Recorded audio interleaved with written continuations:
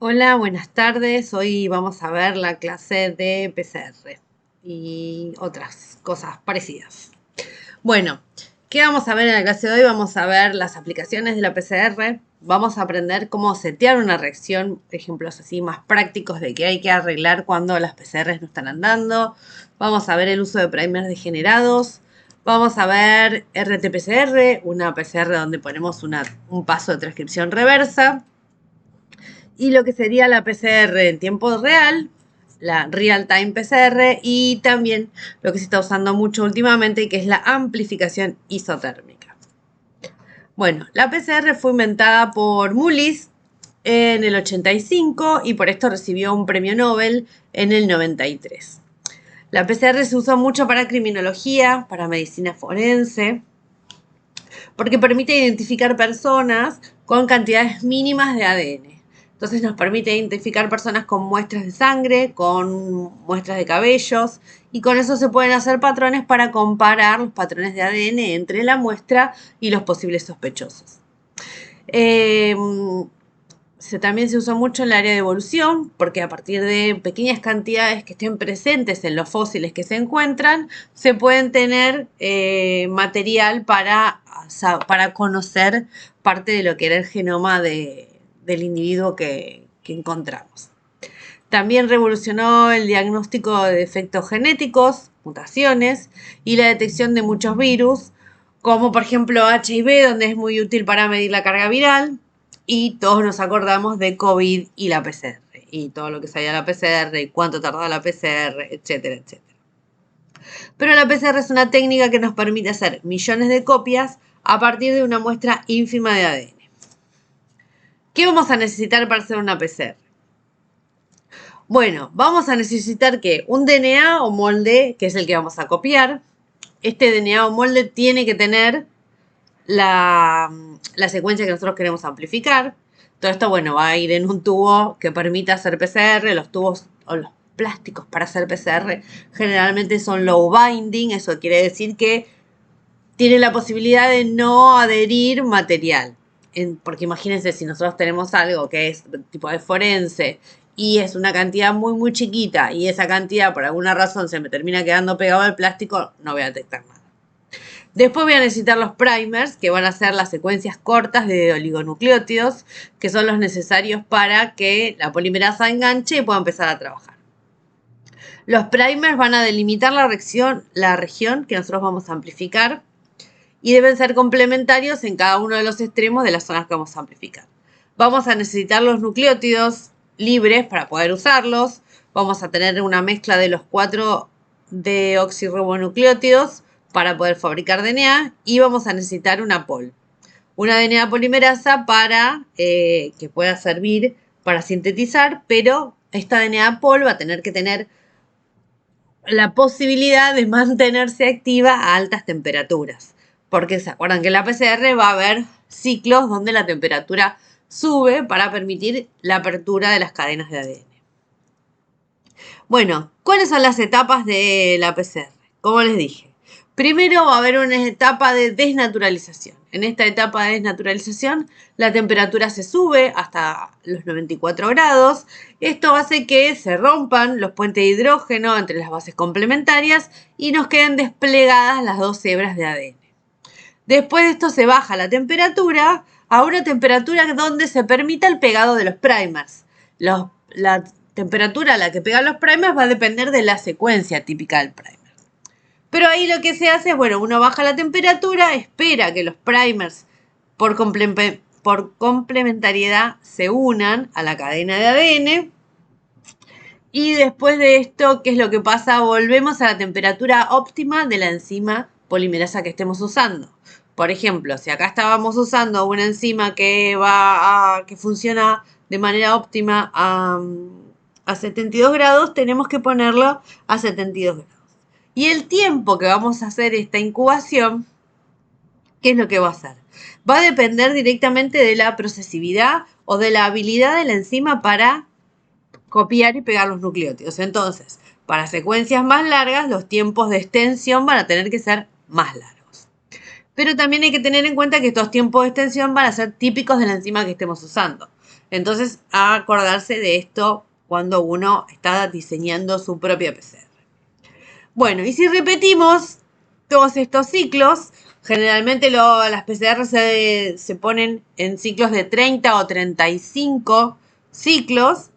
Después de hacer 30 o 35 veces esto, vamos a tener una cantidad enorme de ADN.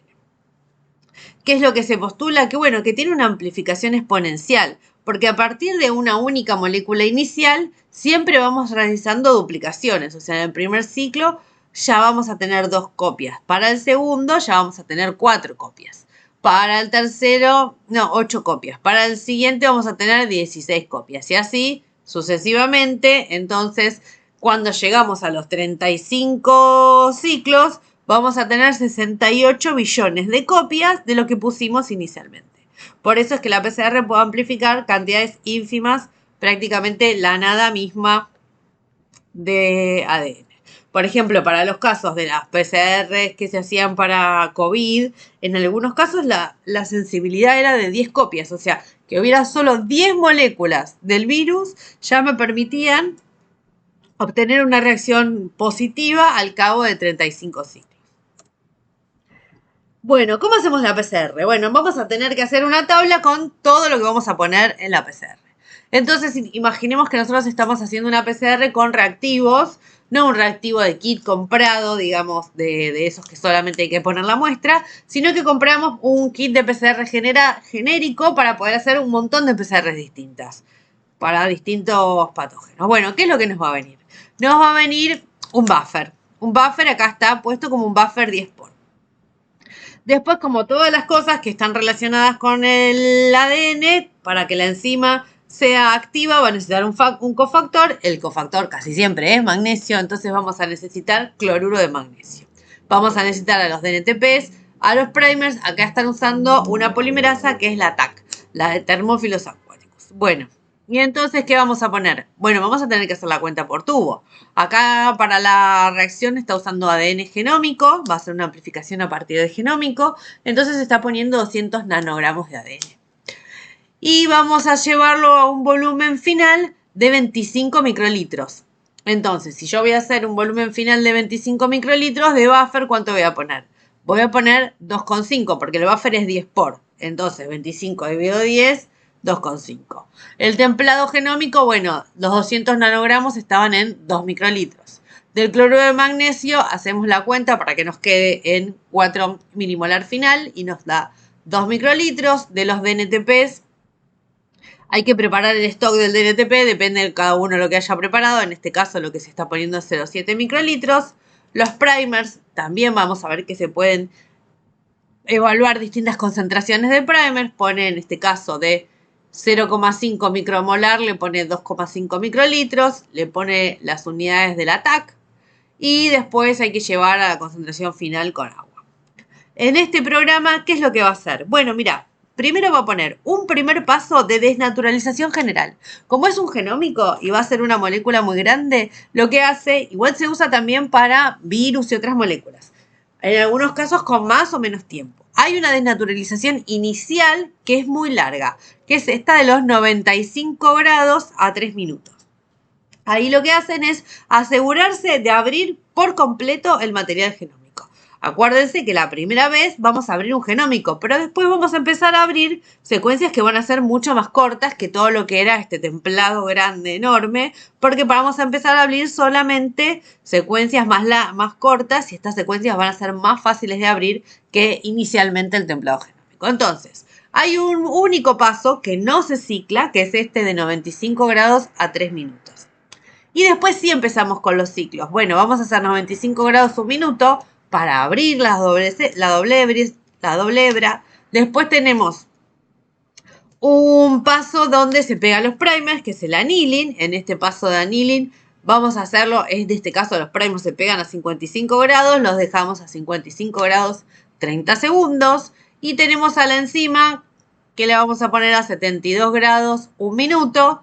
Todo esto lo ciclamos 35 veces y hacemos un último paso, que es el paso de la elongación. Este paso de elongación, ¿para qué es? Y porque puede ser que la enzima esté copiando y no termine su producto en el momento en que vuelve a empezar el ciclo.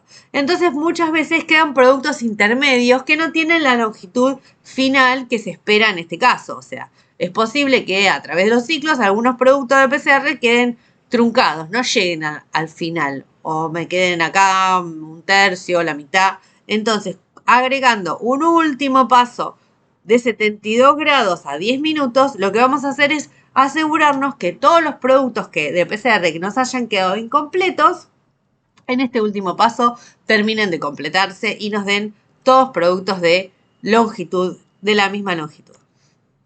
Bueno, la PCR original es una PCR de punto final donde esto termina y lo que tenemos que hacer para poder ver los resultados es correr un gel de agarosa. El gel de agarosa, bueno, va a depender, la concentración de agarosa va a depender del producto que vamos a correr. Y después vamos a tener que teñirlo. Vamos a tener que teñirlo posiblemente con algún intercalante, como en este caso están usando bromuro de tidio. El bromuro de tidio se intercala entre las bases y con la luz UV resulta fluorescente y así lo podemos ver. Entonces, el producto de la PCR se puede llamar amplicón, se llama amplicón, es específico y solo debe verse una banda por amplicón de bandas específicas. O sea, que si yo tengo un solo juego de primers, yo debería ver solo una banda, debo ver solo un amplicón. Después vamos a ver que hay otras PCRs donde pueden verse más amplicones, pero la regla general es que hay que ver un amplicón por cada juego de primers. Bueno, ¿cuáles son los conceptos básicos que nos tenemos que llevar? Que la especificidad se da porque hay una generación de un único producto en la amplificación. La eficiencia es la máxima producción de amplificación en función del número de ciclos. Los ciclos, como les conté, son entre 30 y 35 y después de eso se llega a un plató donde ya no hay posibilidades de amplificar más por varias cosas. Una es que si bien la enzima es resistente a estos cambios de temperatura, bueno, después de tantos ciclos de subir, de cambiar la temperatura, la enzima puede empezar a degradarse y además, si nosotros hacemos más ciclos, lo más probable es que ya nos estemos quedando sin DNTPs para poder sintetizar o nos estemos quedando sin primers. Entonces también la reacción va a finalizar. El otro punto que tenemos que tener en cuenta es la fidelidad. La fidelidad es el número de errores que comete la DNA-POL durante la copia. Vamos a ver que distintas DNA-POL van a tener distintas fidelidades, van a poder meter más o menos errores. ¿Y qué es la sensibilidad? Es la mínima cantidad de DNA que se necesita para obtener una gran cantidad de copias. O sea, la sensibilidad es lo mínimo que yo tengo que poner para poder ver un resultado positivo. De la PCR vamos a ver que hay un montón de variantes. Vamos a empezar a ver la Nested PCR y la PCR Multiplex. La Nested PCR, ¿qué es? Vamos a hacer dos PCR. Vamos a hacer una PCR y al producto de esta PCR le vamos a hacer otro PCR. La PCR Nested se realiza con una segunda amplificación de PCR a partir del amplicón, usando primers internos de la primera amplificación. O sea, vamos a hacer una PCR con un juego de primers y después vamos a hacer otra PCR con el producto que nos salió de esta primera PCR, lo vamos a poner y vamos a hacer otra PCR. Lo que tenemos que tener en cuenta es que esta segunda PCR, los primers los vamos a tener que diseñar para que estén en una zona interna, para que peguen en una zona interna de lo que es el primer amplicón. La PCR en aumenta la sensibilidad, ¿por qué? Porque voy a estar haciendo dos reacciones de PCR consecutivos y además aumenta la especificidad, ¿por qué? Porque no solo voy a tener los dos primers para generar el primer amplicón, sino que voy a tener otros dos primers para hacer la otra PCR, entonces voy a tener 4 secuencias específicas para determinar mi producto target. Y la PCR Multiplex es una PCR, pero donde vamos a poner varios juegos de primers. Entonces voy a poner un juego de primers, por ejemplo, para detectar una zona de un gen, y después voy a poner otro juego de primers para detectar otra zona de otro gen. ¿Qué habíamos dicho? Que hay un producto de PCR por cada juego de primers. Entonces, si yo acá voy a poner dos juegos de primers, voy a tener que encontrar dos amplicones, dos productos de PCR. Bueno, las enzimas POL. Las enzimas POL les había dicho que tienen que ser enzimas que resistan a altas temperaturas y que además trabajen a alta temperatura, pero que además resistan los cambios de subir y bajar temperatura. Bueno, para eso lo que se aislaron fueron enzimas a partir de bacterias o arcaeas que sean termófilas, o sea que estas bacterias viven naturalmente en medios de alta temperatura. La primera que se aisló fue la TAC, que es una polimerasa de Thermus aquaticus, pero después teníamos a la Amplitac, teníamos a la Hot Tab, todas estas tienen ahí el simbolito de que son de algún proveedor comercial. Después tenemos a la Vent, a la Deep Vent y la otra, la PFU, que si nosotros vemos las que más se usan son la TAC y la PFU. ¿Por qué? Porque PFU tiene una capacidad para meter, tiene una fidelidad más alta. Mete muchos menos errores de los que mete TAC. Pero esa alta fidelidad se da a costa de que tiene una velocidad de síntesis mucho más baja. Bueno, acá está, justo. Las diferencias entre TAC y PFU. Las polimerasas tienen que tener una actividad, ¿se acuerdan que veníamos viendo? Que lo vimos en las clases de reparación y en la clase de replicación, que las polimerasas lo que tienen es una actividad exonucleasa, se pueden dar vuelta y fijarse si el último nucleótido que lo habían puesto estaba mal puesto, lo pueden sacar. Y el problema, ¿qué es lo que pasa? Bueno, TAC no tiene actividad de proofreading, no tiene actividad exonucleasa. O sea que TAC, si se equivoca y mete un nucleótido que no se aparaba correctamente, no puede darse vuelta a ver que estaba mal y sacarlo. Entonces, esa es la razón por la que la fidelidad de TAC es más baja. En cambio, PFU sí que tiene actividad 3', 5' exonucleasa, por lo cual cada vez que mete un error puede darse vuelta y sacarlo. Con lo cual, la posibilidad de meter un error para TAC es 1 en 10.000 aproximadamente, mientras que para PFU es 1 en 1.000.000. Ahí vemos la diferencia de la posibilidad de andar metiendo errores de una enzima o de la otra. Bueno, además existe otra diferencia entre TAC y PFU y es que TAC tiene una actividad transferasa terminal. TAC tiene la posibilidad de agregar un nucleótido, una T, al final del producto de PCR. O sea, TAC lo que hace es, cuando termina el producto de PCR, nos va a dejar... A ver, volvamos. TAC lo que tiene es la posibilidad de agregar una A en todos los productos de PCR. Entonces, una vez que termina el producto de PCR, le deja una A colgando en los extremos 3'. ¿Esto por qué nos conviene? Y porque, bueno, alguien descubrió esta habilidad de TAC y lo que hizo fue generar vectores, como las clases que vimos, como la clase pasada que vimos la parte de clonado, donde uno cortaba el vector y lo cortaba con enzimas que dejen extremos cohesivos para poder pegar al inserto. Bueno, acá el inserto, ¿qué vendría a ser? Vendría a ser el producto de PCR. Y como TAC ya me deja un extremo cohesivo, porque nos está dejando una A libre, si nosotros ya venimos y compramos un plásmido que viene con las colitas de la T, lo más probable cuando hacemos esta reacción es que el producto de PCR con las A libres se aparee con las T libres del vector y así nos quede una ligación donde el vector se ligue al producto de PCR. Esto pasa solo con TAC, pero si nosotros estamos usando PFU, PFU no va a dejar extremos cohesivos, me va a dejar extremos romos o lo que son los blunt ends. Por lo cual, si nosotros usamos a PFU, no nos va a servir conseguir a los vectores que tienen la T libre para clonar. Otra cosa que yo les había adelantado era la velocidad de síntesis. TAC sintetiza a una capacidad de 2000 nucleótidos por minuto. O sea que si nosotros queremos amplificar algo de 2000 nucleótidos, con un minuto nos alcanza. Pero PFU es muchísimo más lenta y solo amplifica a 500 nucleótidos por minuto.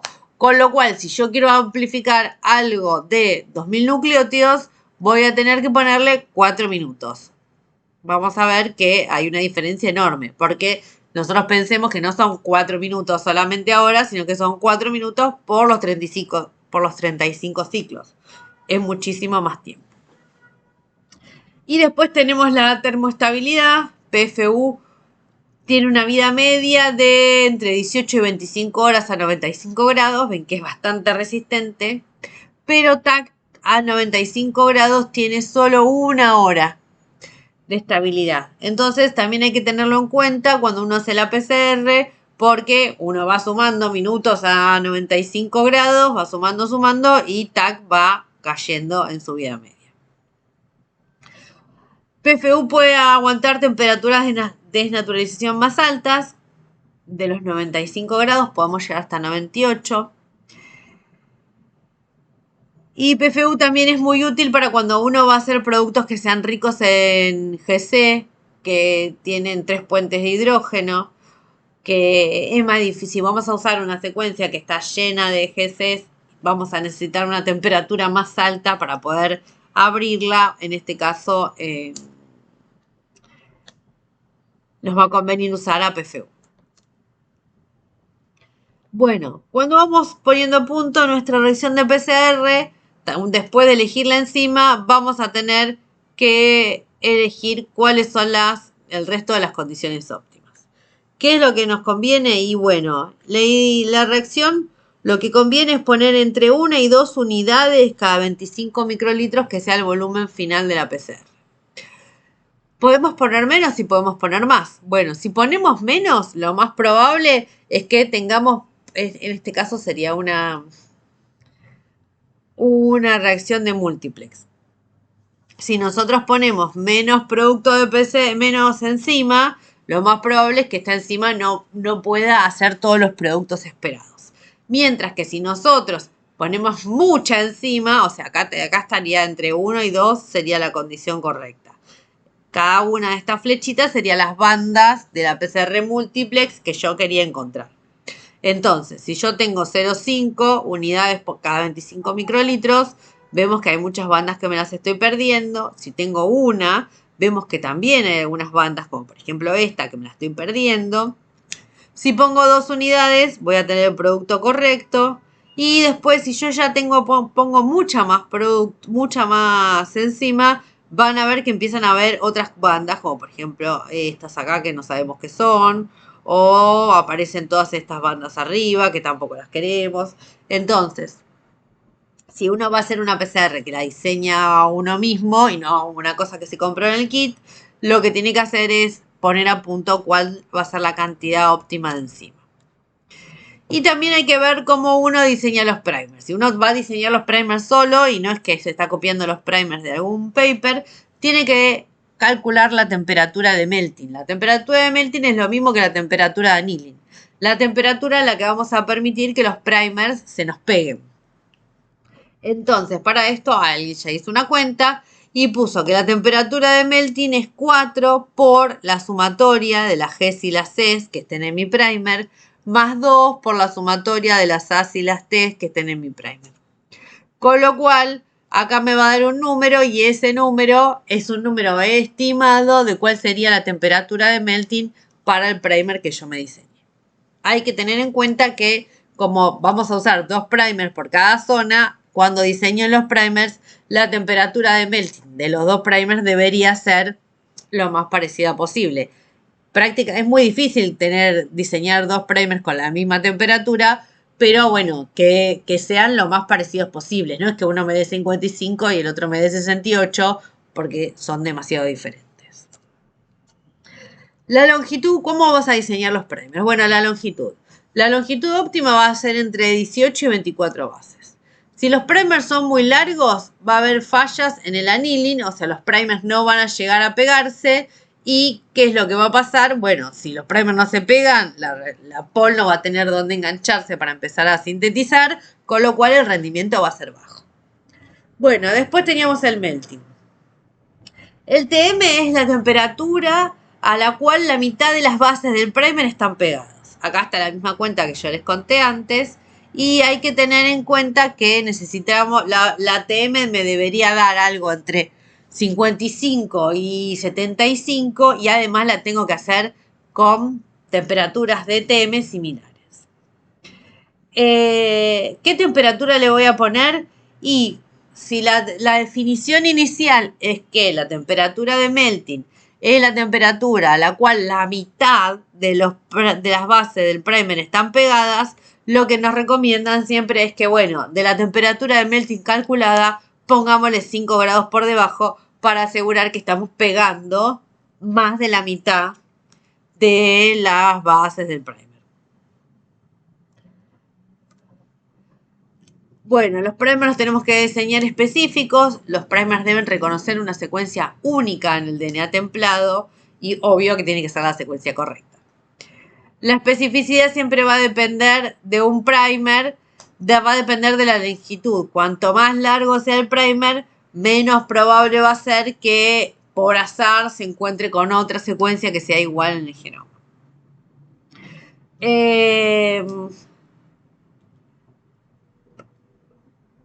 Un primer de 15 nucleótidos puede ser muy inespecífico para amplificar un fragmento de DNA genómico, pero puede funcionar muy bien para amplificar un plásmido. ¿Por qué es esto?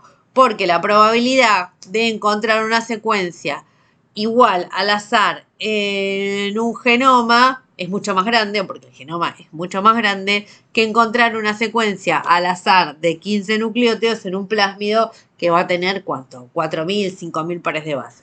Entonces, si nosotros vamos a usar o vamos a amplificar algo directamente genómico, es probable que necesitemos un primer más largo que si no vamos a amplificar algo que ya está clonado adentro de un vector. En estos casos, ¿qué es lo que se ve? Bueno, acá en esta foto de un gel que se obtuvo después de hacer una PCR, vemos que un primer de 22 nucleótidos, como estas dos primeras calles, acá no se ve usando un genómico. Bueno, ¿qué tenemos? Un gel de agarosa, donde sembramos los productos de PCR. Lo que está en la primera calle es el marker. Tenemos, de un lado amplificamos genómico y del otro amplificamos una misma secuencia, pero que ya está clonada en un plásmido. Entonces usamos primers de longitud de 22 nucleótidos o primers de longitud de 15 nucleótidos. En el primer caso, lo que vemos es que usando un primer de longitud de 22 nucleótidos tenemos la banda esperada, pero si usamos un primer de 15 nucleótidos tomando como molde un DNA de genómico, ¿qué vamos a ver? Vamos a ver la banda esperada, pero además vamos a ver otra banda acá que se da una banda inespecífica porque la probabilidad de que un primer corto de 15 nucleótidos pegue al azar en el genoma de algo es mucho más alta. En cambio, si usamos este mismo primer de 15 nucleótidos en un plásmido, si usamos el primer de 15 nucleótidos en un plásmido, donde el plásmido es mucho más chiquito y va a tener 4.000, 5.000 pares de bases, la probabilidad de que este primer de 15 nucleótidos se pegue en el plásmido al azar es más baja, con lo cual solo vamos a ver la banda del producto específico que nosotros estábamos buscando. Bueno, ¿cómo diseñamos los primers? Bueno, tener en cuenta la complementariedad de secuencias, pero además tenemos que fijarnos que los primers no tengan complementariedad intra o interprimer.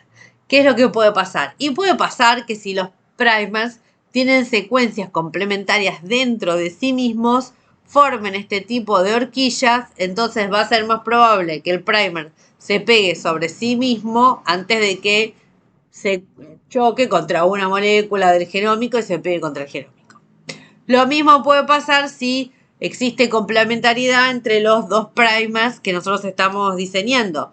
Esto es que haya una complementariedad intra-primer, pero también puede haber complementariedad inter-primer. O sea que lo que pasa es que se están pegando un primer con el otro y lo que están haciendo es el producto de solamente de andar pegándose entre ellos y no están teniendo, no están interaccionando con la secuencia target que nosotros queríamos. Esto, si nosotros lo miramos en un gel, ¿cómo nos va a dar? Y nos puede dar que acá tenemos el producto de PCR correcto, pero además acá lo que vemos es que estos primers se pegan entre ellos y que generan bandas mucho más bajitas. Acá, por ejemplo, dice 1500 pares de bases. Estos primers, se imaginan que si esto se pega con esto, y no sé, que tenían 20 bases cada uno, solo voy a hacer un producto súper chiquito de 40 pares de bases, que me va a quedar como estas nubecitas por acá. Bueno, ¿cómo diseñamos los primers? Otro punto, tener en cuenta el contenido de GC. O sea, lo que idealmente deberíamos apuntar es que haya aproximadamente un 50% de ACITES y un 50% de GCCs. Entonces, eso sería la secuencia ideal. A veces es bastante difícil de lograrlo, pero por ejemplo, vamos a tratar de evitar hacer cosas como poner secuencias de poli A o poli T. Vamos a ver que sí, después en uno de los casos especiales vamos a usar primers que pueden ser poli A, pero generalmente no, para diseñar una PCR de tipo común no se va a pasar. Si los hacemos, por ejemplo, de una secuencia que sean polias o polités, va a ser la unión del primer a la secuencia target, va a ser muy baja, muy débil. En cambio, si estamos del otro lado y los hacemos todos primers de que sean de poli G o poli C, vamos a ver que va a ser una unión muy fuerte y que la temperatura de annealing va a ser demasiado alta. Y también tenemos que asegurar que en el extremo 3', la unión del primer al molde sea siempre exacta. O sea, que en el extremo 3', la unión la complementariedad debe estar siempre asegurada. ¿Por qué? Y porque se acuerdan que la pol necesita estar parada arriba de algo que haya complementariedad para poder empezar a trabajar. Si nosotros no tenemos una complementariedad exacta en el extremo 3', lo más probable es que la pol no se pueda pegar, no se pueda sintetizar ADN y la eficiencia de la reacción baje. Entonces, si la complementariedad es exacta en el extremo 3', eso nos va a llevar a tener una eficiencia muy alta. Condición obvia, hay que ser complementario en la región del 3'. Bueno, resumimos. ¿Qué vamos a hacer? ¿Qué tenemos que saber para los primers? Que tienen que tener una longitud entre 18 y 24 nucleótidos, que tienen que ser específicos, que tengo que hacerlo, que tengo que calcular la temperatura de melting, que lo ideal es que sea entre 55 y 75 grados y que además sea similar entre los dos primers. Que cuando haga el diseño de los primers tienen que ser aproximadamente un 50% de GC. Tenemos que evitar primers con secuencias de polipurinas o polipirimidinas para disminuir. Con esto, si hacemos un polipirimidina o un poliuridinas, polipurinas, lo que nos va a pasar es que vamos a tener una especificidad más baja. Hay que evitar primers que tengan secuencias que formen estructuras terciarias. ¿Se acuerda lo que eran la secuencia de complementariedad inter o intraprimer? Que los primers no se hibridicen entre sí, eso, que no tengan complementariedad interprimer, que tiene que comenzar y terminar con una purina, y todo esto yo se los dije cuando uno diseña el primer a mano alzada, pero hay varios programas que nos permiten cargar una secuencia y sobre esa secuencia el programa, tomando en cuenta todo esto que yo les dije, trata de diseñar los primers él mismo. Si no uno los diseña, mira la secuencia y va diseñando los primers, después tiene que chequear que se cumpla todo esto. Bueno, esto es cuando uno conoce una secuencia. Pero, ¿qué puede pasar? Bueno, puede pasar que yo no conozca la secuencia. Entonces voy a tener que usar el primer degenerado. ¿Cómo sería esto? Bueno, imagínense que yo tengo no sé, a la algo sintasa de una cepa de bacterias y me imagino que otra cepa de bacterias tiene también la algo sintasa, pero yo no conozco el genoma de esta otra bacteria. Entonces, ¿qué puedo hacer? Bueno, puedo tomar lo que serían los primers que yo usaría para determinar, para amplificar el algo sintasa en la bacteria 1 y tomar esos primers para usar, para ver si levanto algo en la otra bacteria, donde me imagino que tiene ese mismo gen, pero que no reconozco la secuencia específica. Bueno, para eso puedo usar primers degenerados. ¿Por qué voy a usar primers degenerados? Y porque nosotros ya habíamos visto que el código genético era degenerado. Entonces, si yo además conozco la secuencia de aminoácidos de algo sintasa, lo que puedo pensar es que para un aminoácido pueden haber varios codones que lo codifiquen. Entonces podría en esas posiciones donde hay variaciones poner primers que tengan variaciones. Entonces lo que tengo que hacer es todos los primers posibles, unirlos y generar la secuencia de interés. Entonces, no, cuando uso primers degenerados no es que voy a tener un único primer, sino que voy a tener una familia de primers, donde, por ejemplo, en el nucleótido, en la posición 3, voy a tener un primer que tenga A, otro primer que tenga C, otro primer que tenga G, y todas las variantes que me permitan de acuerdo al código genético degenerado. Acá está lo que les contaba, nosotros tenemos el código genético degenerado, entonces si yo tengo un aminoácido, por ejemplo, acá la tronina, puedo saber que los dos primeros van a ser una A y una C, pero en el último caso puedo poner una T, una C, una A, una G. Entonces ahí voy a tener a los primers degenerados. Bueno, el código para hacerlos degenerados va a estar también representado por una letra. Entonces, si yo puedo poner una C o una T, le pongo una I. Si puedo poner una G o una A, le pongo una R. Y si puedo poner cualquier letra, le pongo una N. Entonces, acá, por ejemplo, voy a tener el codón para triptofano, pero después acá tengo el codón para paragina, donde le pongo GA y puedo poner los dos aminoácidos que codifican para esta, que serían una T y una C. Entonces le pongo una I.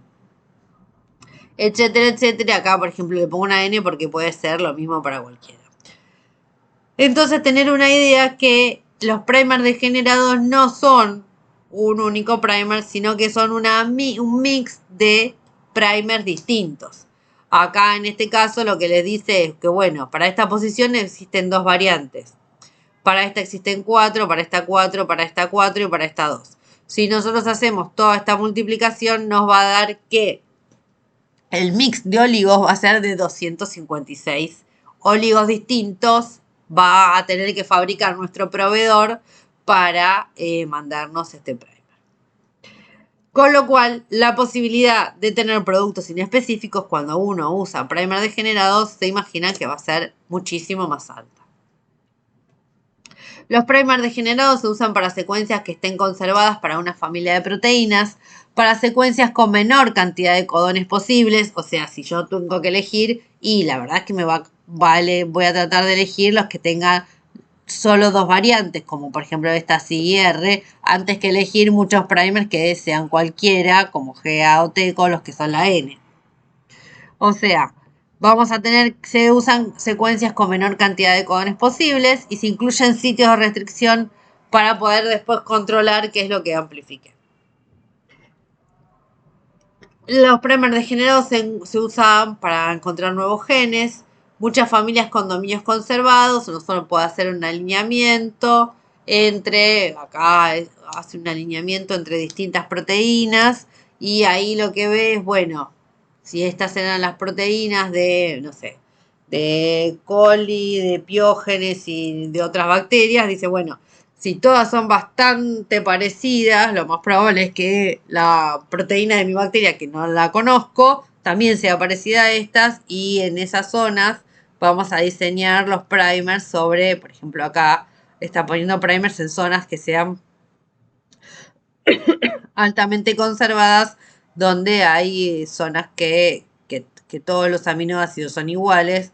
Entonces, si por lo menos ya tengo una zona donde los aminoácidos son iguales, solamente voy a tener que hacerlo degenerado para el código genético. Bueno, las condiciones de annealing cuando uso primers degenerados, el annealing va a ser más baja para favorecer el pegado. Acuérdense de que acá cuando calcule la ATM no voy a tener una única variante para calcular la ATM, la ATM, la temperatura de melting. Voy a tener ahí 254 variantes para calcular la ATM. Entonces es muy difícil, voy a calcularla de alguno y a esa la pongo más bajo. Bueno, en algunos casos la temperatura de análisis puede llegar a ser tan baja como a 37 grados, o sea, para permitir que alguno de los primers se pegue, y después voy a tener que empezar a subirla. Los ciclos pueden ser más largos, voy a usar entre 35 y 55, entre 35 y 50 ciclos. Sobre todo cuanto más degenerados sean los primers, si tengo más de 512 variantes, hay que tener en cuenta que la eficiencia va a ser muy baja y que en estas variantes chequear que en el extremo 3' tengamos una base que sí o sí se pegue. Porque si no hay una base que nos aseguramos que va a tener un pegado correcto en el extremo 3', la enzima no se va a poder enganchar y no va a sintetizar más. Otra variante es que si los primers son muy degenerados y estoy teniendo mucho producto en específico, bueno, ahí voy a tener que empezar a subir la temperatura para ver que las cosas, que los primers se estén pegando solo en la secuencia que yo quiero y no que se estén pegando al azar en cualquier lado y tenga muchos productos de PCR que sean contaminantes. Bueno, ¿qué nos conviene? ¿Usar un cDNA o un genómico? Bueno, si nosotros queremos usar un genómico, las ventajas son que va a ser fácil de obtener, vamos a hacer una purificación y vamos a tener el genómico. Y si nosotros queremos amplificar un gen a partir de un tejido en el cual ese gen no se esté sintetizando, bueno, en el genómico siempre va a estar. Ahora, si yo lo tengo que sacar a partir de un mensajero y si no se sintetiza, si ese gen no se estaba transcribiendo en ese tejido, no lo voy a encontrar nunca. ¿Cuáles van a ser las desventajas? Y que si yo voy a estar trabajando con eucariotas, voy a tener intrones. Entonces ahí vamos a tener el problema de que la amplificación no me va a dar porque si yo tengo en cuenta el tamaño de los intrones, no voy a poder amplificar la proteína completa. ¿Cuáles son las ventajas si nosotros estamos usando un cDNA? Un cDNA es un DNA copia a partir de un mensajero. Bueno, la información que voy a tener es que si en este tejido hay proteína, si hay proteína es porque había mensajero y si había mensajero puedo fabricar DNA copia, voy a poder amplificar proteínas que se estén sintetizando en ese tejido. También tenemos la ventaja de que como voy a empezar a partir de mensajeros, no voy a tener intrones. Con lo cual sabemos que la longitud del producto se puede identificar con el tamaño correcto de la proteína. Y voy a obtener la secuencia del DNA copia si hago experimentos de expresión. Acuérdense que en los eucariotas y a medida que va aumentando la complejidad del eucariota, la posibilidad de splicing alternativo es cada vez más alta. Con lo cual, que yo tenga un gen que esté codificado en el genoma, después no me va a decir mucho sobre cuál es la proteína real que se está produciendo en este tejido. Las desventajas de todo esto y la desventaja principal es que trabajar con RNA es muy difícil y se degrada muy rápido. Bueno, si uso una PCR con primer degenerados, bueno, ¿qué me va a quedar después? Bueno, voy a identificar la banda en el gel. voy a poder purificar a la banda y si tengo mucha suerte y usé un attack que me estaba dejando los extremos con las A que estaban colgando, lo voy a poder clonar, por ejemplo, en un vector en el PGMT Easy que tiene a las colitas de la T libres. Después, ¿esto qué puedo hacer? Bueno, lo puedo mandar a secuenciar y voy a tener la secuencia correcta de la proteína que se estaba expresando. Esta secuencia lo puedo usar como una sonda para hacer un screening en una library genómica, o también la puedo hacer para usar, bueno, también como sonda. Quedémonos hasta ahí porque después si no una PCR raíz es más difícil. Y también si no lo puedo mandar a secuenciar. Lo puedo mandar en un vector de clonado, lo mando a secuenciar y conozco la secuencia de esta proteína en una bacteria que no la conocía. Puedo hacer experimentos después de sobreexpresión, complementación, hacer anticuerpos, etcétera. Bueno, ahora nos queda que vamos a poner a punto y podemos poner a punto la cantidad de NTPs. El número a partir del cual uno empieza a probar es 200 micromolar. Pero, ¿qué es lo que puede pasar? Y bueno, vamos a tener que probar. A veces, poniendo menos primer, vamos a tener resultados correctos. Y bueno, también para dejar de gastar, nos conviene usar la menor cantidad de NTPs posibles. Pero también puede ser que si nosotros estamos poniendo de más de NTPs, tampoco se vea el producto de PCR que nosotros queremos. Con lo cual, también se podría poner a punto la cantidad de los DNTPs que vamos a usar en nuestra PCR. No es algo que se suela hacer, pero les puede pasar que ya probaron otras variantes y no las pudieron poner a punto y nos conviene elegir el primer, la concentración de DNTPs correcta. Para esto en mente hay que tener en cuenta que cuanto menos DNTPs pongamos, vamos a aumentar la fidelidad de la reacción. ¿Por qué? Porque la enzima se va a tener que fijar entre lo que hay, qué es lo que va a meter. En cambio, si hay altas concentraciones de DNTPs, lo que va a pasar es que va a haber un montón de DNTPs y la enzima va a agarrar el primero que encuentre, que va a ser mucho de lo que está ahí nadando en nuestro tubo, y va a tener una fidelidad más baja. Conclusión, si quiero fidelidad alta, voy a poner poco DNTP. El magnesio. El magnesio sí es algo que generalmente uno tiene que poner a punto cuando hace una PCR casera. Y lo que tiene que saber es que altas concentraciones de magnesio hacen productos inespecíficos. ¿Por qué? Y porque, bueno, lo que hacemos es este cofactor, ¿se acuerdan? Que lo que hace es neutralizar las cargas negativas de los fosfatos. Entonces, a altas concentraciones va a haber productos muy poco específicos, pero si yo estoy poniendo bajas concentraciones, voy a bajar el rendimiento. ¿Por qué? Y porque la enzima va a tener menos posibilidad de pegarse al ADN, con lo cual el rendimiento va a ser muy bajo. Entonces acá lo que se ve es, bueno, haciendo una curva de magnesio, cuál es la concentración a la cual obtengo todos los productos de PCR de mi múltiplex que yo quiera y tengo la mejor especificidad. Entonces tengo que encontrar el punto medio en el cual voy a tener un rendimiento óptimo, pero este rendimiento tiene que tener la secuencia que yo quería.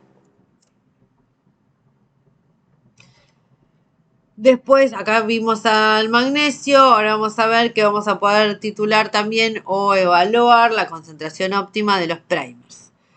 Los primers también los vamos a poder chequear y vamos a ver que si yo pongo poco primer, los primers no se pegan, la enzima no puede sintetizar, tengo un rendimiento bajo, pero si pongo mucho primer, los primers capaz que empiezan a pegarse en secuencias inespecíficas, entonces voy a tener mucho producto inespecífico.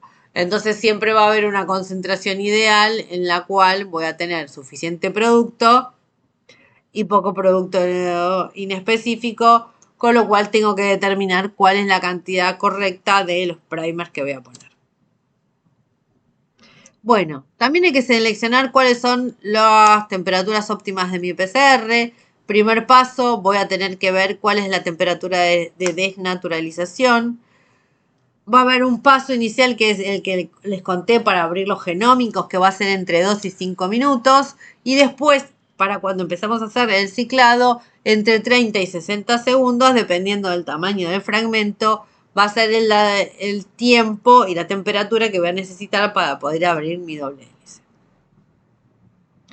Entonces, eso, bueno, ya eso para la selección del programa de PCR, pero también teníamos que titular la cantidad de DNA molde. Bueno, saber cuánto voy a poder poner de DNA para obtener el producto que yo quiero y no tener productos inespecíficos.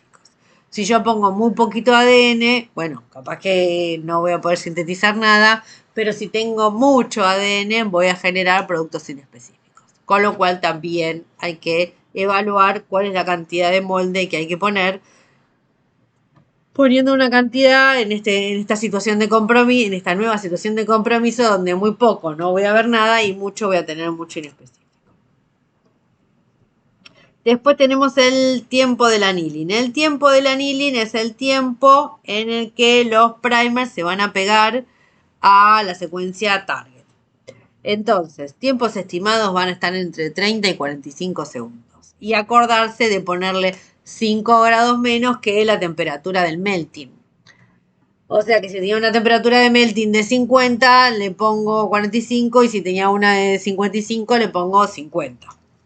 Si pongo una temperatura de annealing muy alta, voy a tener bajo rendimiento, porque los primers se van a pegar poco, pero se van a pegar de manera súper específica. En cambio, si yo pongo una temperatura de annealing muy baja, voy a ver muchos productos inespecíficos, porque los primers se van a pegar en cualquier lado, pero también es posible que aumente la cantidad de producto de PCR que voy a ver. En este caso también tenemos una PCR multiplex, donde vemos que a temperaturas más bajas, acá hay un 48, aparecen un montón de bandas inespecíficas, que si la pongo a 54, aparecen las bandas que yo quería, pero si las bandas que yo quería más algunas inespecíficas además, como por ejemplo podrían ser esta y algunas de estas, acá vemos que a 48 aparecen un montón de bandas inespecíficas. Y cuando voy a 59, empiezan a aparecer las bandas que yo quiero, pero bueno, capaz alguna de las que yo quiero empieza a desaparecer porque no me da la temperatura para que todos los primers se peguen de manera correcta. Bueno, la temperatura, ahora vamos a ver la temperatura de extensión. El tiempo de extensión y la temperatura. Bueno, tener en cuenta la enzima y la longitud que vamos a amplificar. Si vamos a usar un ATAC, tenemos que saber que el ATAC copia 2000 nucleótidos por minuto, mientras que si nosotros vamos a usar una PFU, la PFU copia 500 nucleótidos por minuto. Tener en mente que si es algún producto más alto, quiero un producto más largo, voy a tener que tener más tiempo del tiempo de extensión para que la enzima llegue a copiar todo lo que tiene que copiar.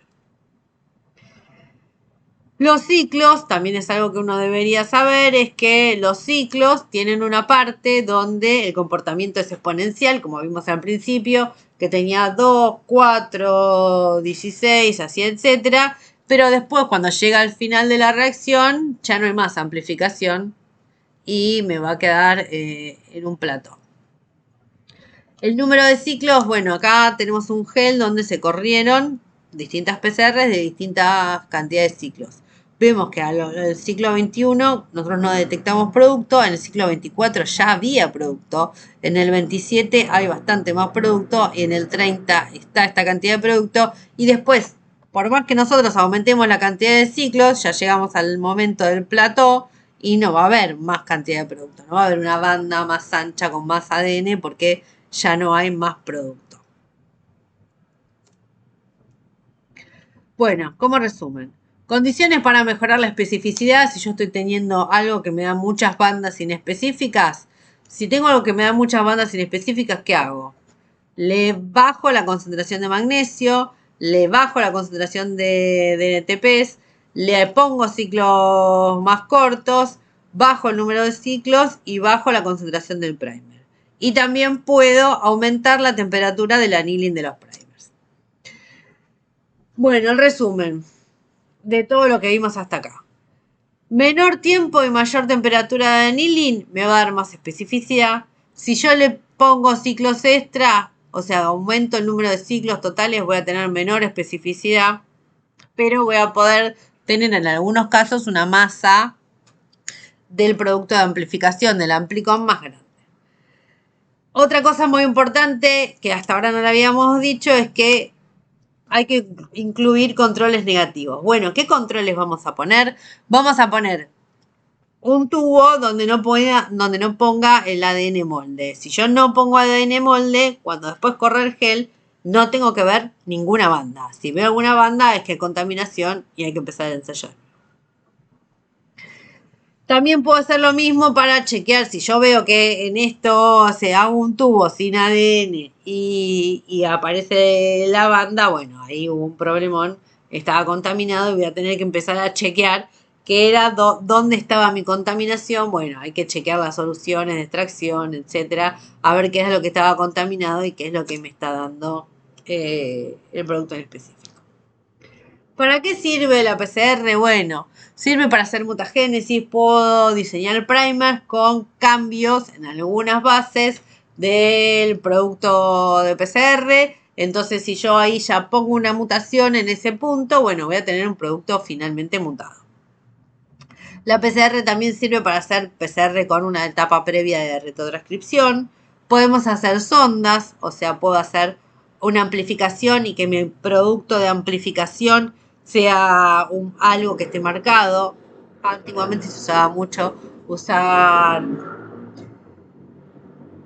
timidina tritiada, o sea que el nucleótido de timidina que yo ponga para hacer la PCR estuviera marcado radioactivamente. Entonces, si eso pasaba, yo iba a tener un producto o un amplicón que me quede marcado con carga radioactiva. Y eso lo podía usar como una sonda para encontrar secuencias en algo que sea como un Southern, que no sé si vieron, pero después vamos a ver. O también me podía servir como una sonda para encontrar clones de una library que vimos la vez pasada, etcétera. Otra de las aplicaciones de la PCR es para detectar infecciones bacterianas y virales. Esta nos acordamos todos con el COVID. Puede servir para diagnosticar enfermedades hereditarias. Uno puede hacer amplificación a partir de genómico de una persona que piensa que tiene una enfermedad hereditaria o la predisposición para una enfermedad hereditaria, como por ejemplo una PCR para BCR1, para marcadores que pueden llegar a indicar una probabilidad más alta de desarrollar cáncer de mama.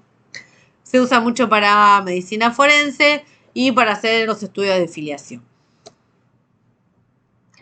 Bueno, y como les había adelantado, bueno, también está la RT-PCR. La RT-PCR lo que tiene de diferente es que vamos a hacer un paso adicional en el cual va a haber una síntesis de DNA.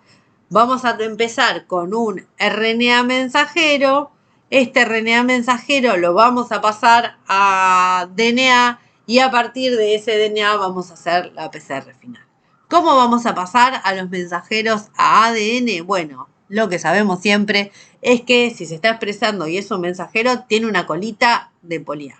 Entonces, si yo tengo esta colita de polias, a la colita de polias le puedo unir un plásmido, un primer que sea un oligo de T. Entonces, a la colita de polía le pongo un primer que sean todas T. Y en este caso de que son todos T, lo que me pasa es que voy a este primer con todas T va a pegar en dónde? Va a pegar en todos los mensajeros que tengan colita de polía. Entonces, de esta manera, usando este primer, puedo sintetizar un DNA copia. Después de esto uso RNASH. La RNASH lo que se ocupa es de degradar al RNA que esté en híbridos que sean RNA-DNA. Entonces esta RNASH lo que hace es elimina todo el mensajero y después en un segundo paso de PCR lo que va a pasar es que voy a usar un primer para la secuencia que yo quiero y voy a avanzar y voy a empezar a copiar la secuencia correcta. Bueno, ¿para qué se usa la RT-PCR? Sirve para amplificar y clonar el cDNA de un gen. Puedo expresar en bacterias este gen que cloné, hacerlo proteína y después hacer anticuerpos, etc. Y también me puede servir para hacer análisis cualitativo de la expresión de genes. Por ejemplo, tengo un gen, el gen de miosina. El gen de miosina se expresa en todos los tejidos. Bueno, saco muestras de RNA de distintos tejidos. Las muestras de RNA es sobre los genes que se están transcribiendo en este momento en ese tejido. Y a partir de eso hago el cDNA copia.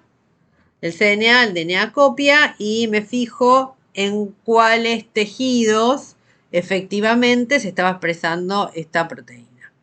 Así puedo saber, bueno, puedo determinar en qué tejido se está expresando un gen.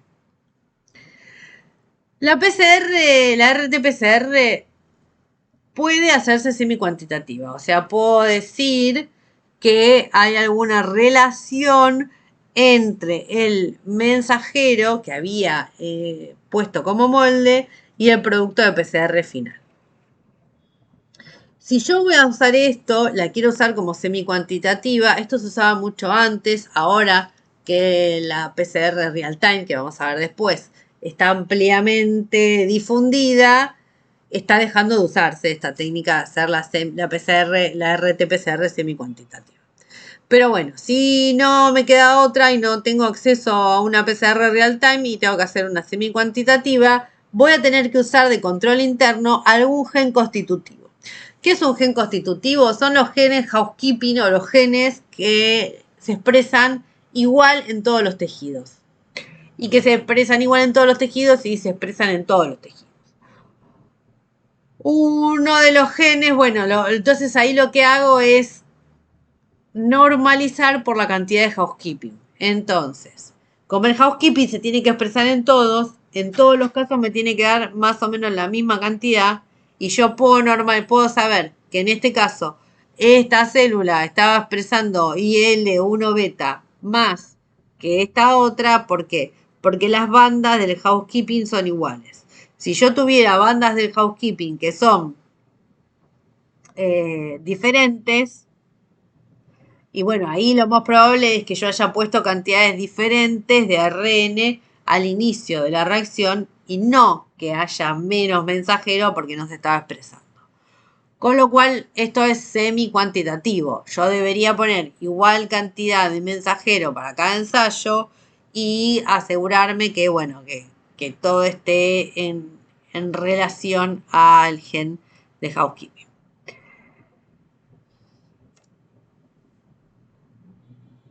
Bueno, bueno, nos faltó algo en el medio, pero bueno, vamos a ver ahora qué es la amplificación isotérmica de los ácidos nucleicos. Hasta ahora vimos todo lo que era PCR y en PCR, ¿qué es lo que pasa? Bueno, en PCR lo que tenemos es que los ciclos implican cambios de temperatura. Pero a alguien se le ocurrió que, ¿por qué necesitamos estos ciclos con cambios de temperatura si podríamos hacer una amplificación que esté siempre a la misma temperatura? Bueno, entonces ahí nació la LAMP, que es la amplificación isotérmica de ácidos nucleicos. La amplificación isotérmica de ácidos nucleicos va a permitir una detección altamente sensible de patógenos, se usa principalmente para eso. Y acá vamos a tener en cuenta que por el proceso de la LAMP vamos a tener que diseñar más primers. Vamos a diseñar entre 4 y 6 primers. O sea que va a ser más específica porque vamos a tener que diseñar primers que reconozcan más secuencias específicas del target. Pero, ¿qué vamos a necesitar? Vamos a necesitar una POL que no solo polimerice, sino que como no voy a hacer esto de subir y bajar la temperatura para abrir y cerrar, para abrir las cadenas de ADN, después hibridizarlas con los primers, etcétera, etcétera, lo que voy a necesitar una polimerasa que además tenga actividad de licasa, o sea, que desplace la cadena. O sea, que la polimerasa pueda, al mismo momento que está polimerizando, abrir la cadena para poder tener espacio para poner los nucleótidos. Entonces van a ver que es una enzima especial, que no es la misma TAC o PFU que veníamos hablando hasta ahora, sino que vamos a tener que usar una enzima que funcione a una única temperatura, pero que además tenga función helicasa. La eficiencia de amplificación es muchas más veces, es muchísimo más alta, se amplifica muchísimas más veces que en el otro caso. ¿Por qué? Porque todo el tiempo que nosotros la dejemos, todo el tiempo va a estar amplificando. Y otra ventaja que va a tener la LAMP es que es muy resistente a los inhibidores. La PCR, como yo les había adelantado, a las otras veces que cuando uno está purificando un producto para hacer PCR, tienen que asegurarse de que esté bien puro. Bueno, las enzimas que trabajan en LAMP son bastante más robustas y no son tan sensibles a los inhibidores, por lo cual algunas secuencias que por los métodos de purificación disponibles siempre nos terminan saliendo más sucias que otras, es mejor hacerlas con la LAMP que con la PCR. Bueno, la especificidad va a ser mayor que en una PCR porque vamos a necesitar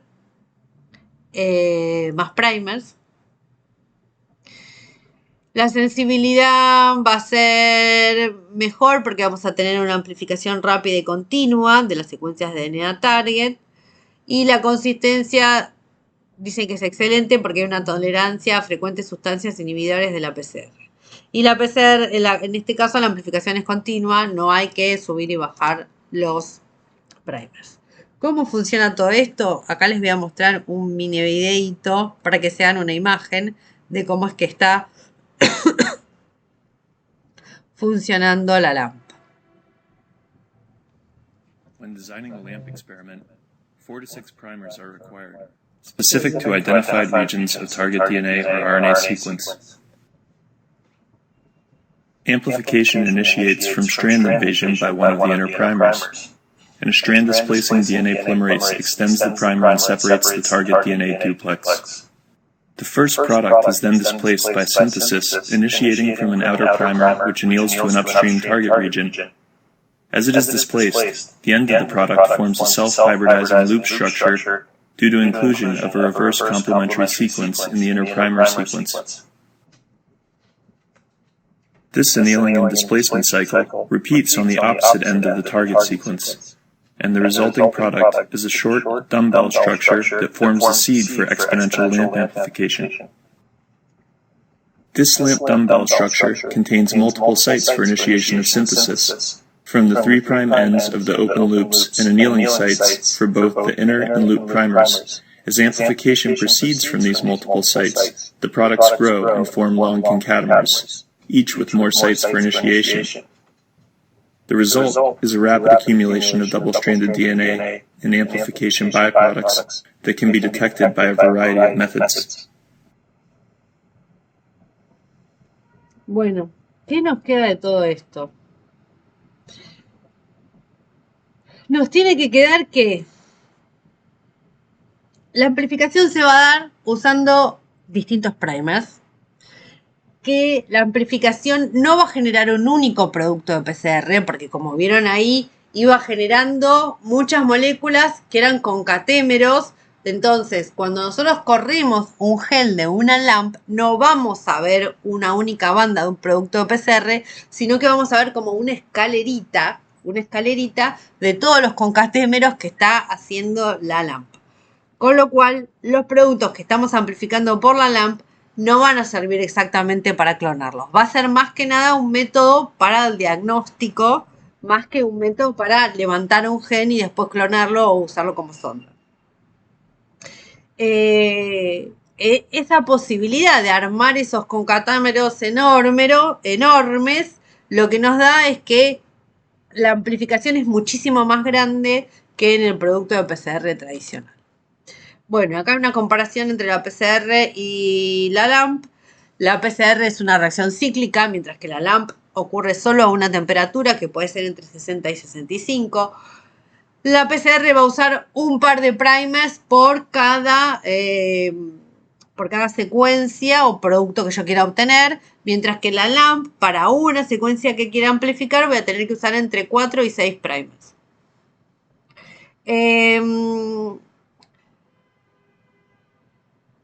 La PCR va a requerir un termociclador, que es bastante caro. En cambio, si yo voy a usar una LAMP, puedo usar un dispositivo que mantenga una única temperatura.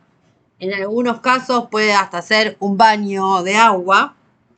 La PCR es muy sensible a inhibidores, mientras que la LAMP no.